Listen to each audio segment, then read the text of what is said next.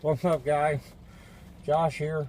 I know I haven't done a video in a while, but been really busy working on airflow modifications and just busy in life in general. But I want to throw a quick video up just talking about the difference between clones and the authentic. You know, I understand people don't, a lot of people don't have the money to buy a real thing, and totally get that. You know, I'm in the same boat, but I just want to show a little example. You know, this is a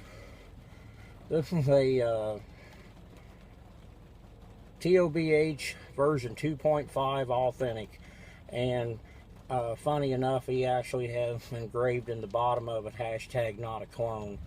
But just an example, and also a little sneak peek of what's to come. This mod that it's sitting on is Indy E cig here in Indianapolis.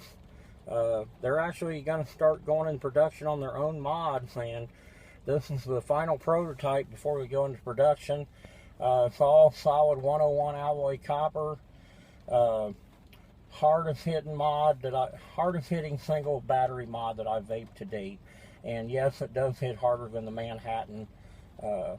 Long story there, won't get into that, but it does hit harder than the Manhattan or any other mod for that matter that I've vaped. Ball bearing, it's got a roller bearing switch. It's actually got copper bearings in there with spring-loaded copper bearings and copper springs to keep the switch centered, and maximum conductivity of this switch is just like butter, like nothing I've ever vaped. Love the mod. 22 millimeter diameter. The way you adjust the battery rattle, it's got a Delrin down the bottom here. Try to do this quick. It's got a Delrin on the switch housing down here that you screw that Delrin up or down or get rid of the battery rattle. And your throw is not adjustable, but it's a really short throw anyway, so that way it's just a solid upper pin, but it hits like a train. So the build I got in here, guys, is a this tobh 2.5 bone stock Farsa mod. I've done no airflow mods, no nothing to this thing. Doesn't even have one of my copper posts in it.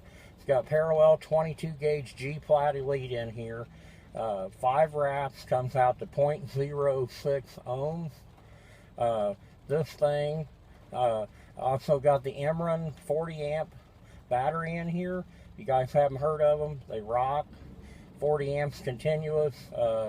It's only 1600 miles, so it doesn't last long, but they rock. But here's what you can do with bone stock. You know, nothing, just throw a nice build in it.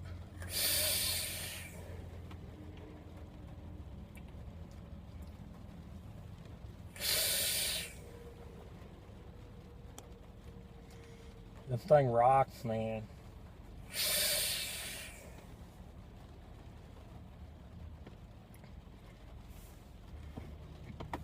Can't even see in this car. Better drip some more of my raspberry lemonade in here. Drip a little more raspberry lemonade. Pretty good juice.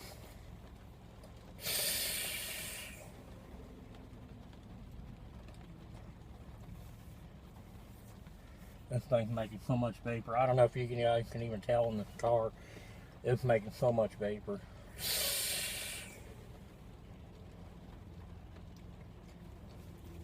Delicious. Flavor is unbelievably good.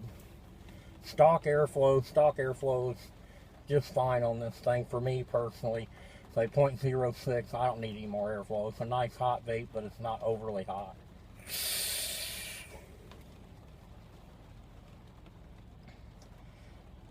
You guys can't even probably see in this car. This freaking car is fogged out. This thing hits like a raped ape. One more pull.